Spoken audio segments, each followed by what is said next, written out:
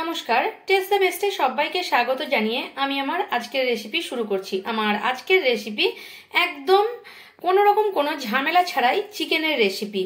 আর এটা যাদের হাতে প্রচন্ড সময় কম বা কোনোদিন হয়তো চিকেন এসে গেছে, রান্না করতে ইচ্ছে করছে না, তখন একদম ঝটপট ভাবে আপনারা একদম ঝামেলা বিহীন রান্না এটা বানিয়ে নিতে পারেন। চলুন তাহলে কিভাবে বানাই আপনাদের দেখে নিন একটু। চিকেনের এই রেসিপিটা বানানোর জন্য এখানে 750 গ্রাম আমি চিকেন নিয়ে নিয়েছি, ধুয়ে পরিষ্কার করে নিয়ে নিয়েছি। এবারে আমি চিকেনের মধ্যে সবকিছু দিয়ে দিচ্ছি। এখানে একটা মিডিয়াম সাইজের পেঁয়াজ, 3টে চেরা কাঁচা লঙ্কা আর টমেটো, আর অল্প 5-6 কোয়া রসুন, এক টুকরো আদা পেস্ট করে নিয়েছি। সবকিছু আমি চিকেনের মধ্যে দিয়ে দিচ্ছি। একদম চট জলদি বানানো যায়, যাদের হাতে প্রচন্ড সময় কম তারা একবারে এইভাবে আপনারা বানিয়ে নিতে পারেন। সবকিছু দিয়ে দিচ্ছি।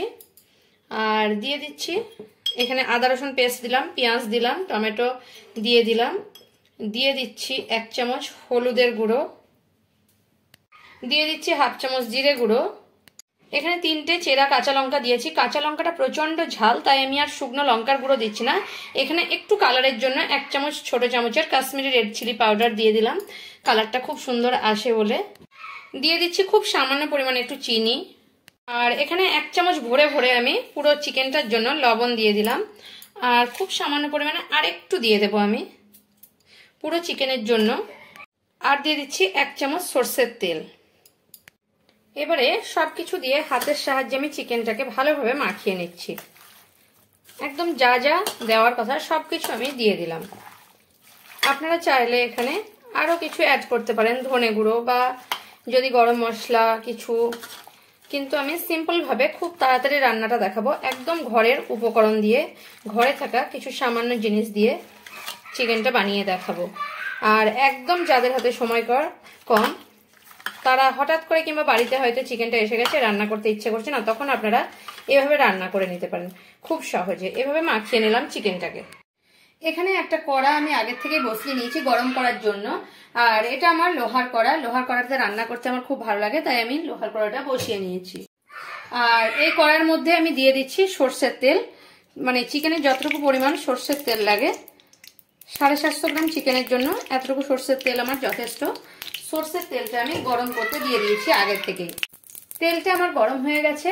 এখন আমি তেলটার মধ্যে দিয়ে দেব যে মাখিয়ে রেখেছি এই চিকেনটা, একদম দিয়ে দেব তেলের মধ্যে।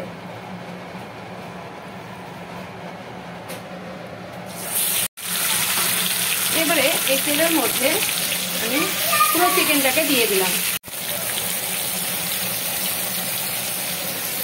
এখন আমি গ্যাসের ফ্লেমটাকে প্রথমে আমি হাই রেখেছি। এবারে চিকেনটাকে আমি একটু হাই ফ্লেমে 2-1 মিনিট এভাবে নেড়ে নেব। এবারে আমি চিকেনটাকে ঢাকা দিয়ে দিলাম আর একদম লো টু মিডিয়াম ফ্লেমে রেখে আমি হতে দেবো। পুরো প্রসেসটাই চলবে এইভাবে কিন্তু আমি মাঝে মাঝে নেড়ে নেবো। আর মাঝে মাঝে চিকেনটাকে এভাবে ঢাকা খুলে মাঝে মাঝে নাড়তে থাকবো আর এইভাবে ঢাকা দিয়ে হতে দেবো একদম লো টু মিডিয়াম। আর মিডিয়াম না হলে, একদম লো হলে আরো ভালো হয়। একটু জলদি থাকলে, একটু তাড়াতাড়ি থাকলে লো টু মিডিয়ামে করতে পারেন, নইলে একদম লোতে বসিয়েও আপনারা করতে পারেন। এভাবে 20 মিনিট আমি এভাবে প্রসেসিংটা চালিয়ে যাব। 20 মিনিট পরে আমি ফিরছি আপনাদের কাছে।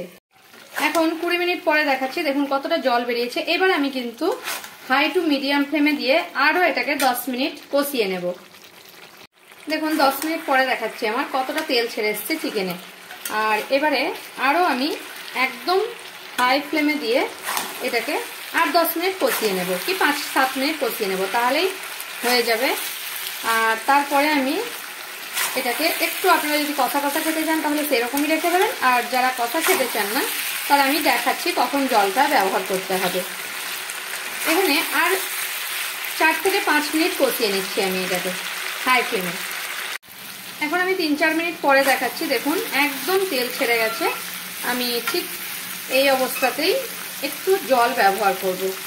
আর আপনারা যারা কষা খাবেন ঠিক এই অবস্থাতে নামিয়ে নেবেন একটু ধনেপাতা কুচি দিয়ে, যারা ধনেপাতা খেতে পছন্দ করেন অবশ্যই। আর যারা পছন্দ করেন না তারা এই অবস্থায় নামিয়ে নেবেন। এখন আমি একটু জল দিয়ে নিচ্ছি, একটুখানি জল দিয়ে নিচ্ছি, গ্রেভি হবে চিকেনের একটু, তাই আমি জল দিয়ে নিলাম। জলটা দিয়ে আমি এটাকে ফুটতে দেব 4 থেকে 5 মিনিট মিডিয়াম ফ্লেমে। এখন আমি 3-4 মিনিট ফুটিয়ে নিয়েছি। এখন আমি একটু ধনেপাতা কুচি এর মধ্যে দিয়ে দিচ্ছি, আর গ্যাসের ফ্লেমটা আমি এখন অফ করে দেব।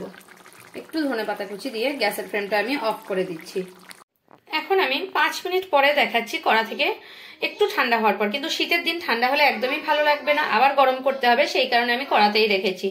আর দেখুন, আমার রেসিপি যদি আপনাদের ভালো লাগে তাহলে আমার চ্যানেলকে সাবস্ক্রাইব করার অনুরোধ রইল, আর কমেন্ট করে জানাবেন রেসিপিটা আপনাদের কেমন লাগলো। যদি ভালো লেগে থাকে তাহলে অবশ্যই একটা লাইক করবেন আর প্রচুর প্রচুর শেয়ার করবেন।